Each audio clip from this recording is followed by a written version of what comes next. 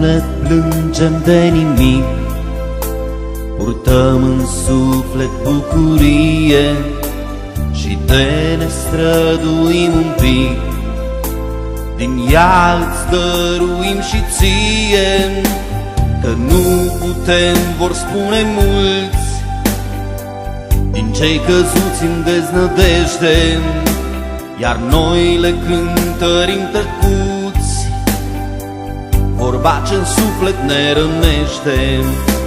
Te-am face ruga împreună și-o lume dreaptă am clădit, în cer am dobândit cunună, iar pe pământ egal am fi.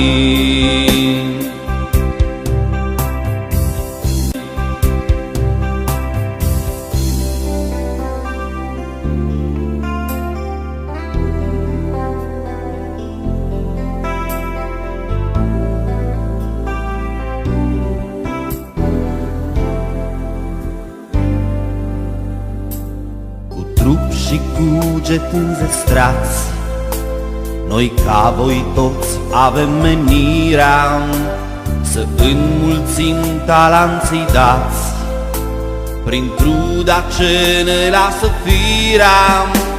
Nu așteptăm nimic în schimb, decât puțină toleranță prin lume când ne întâlniți.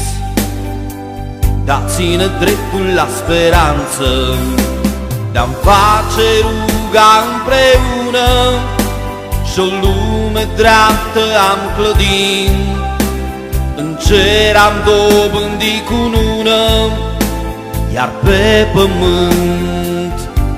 pământ egal am fi.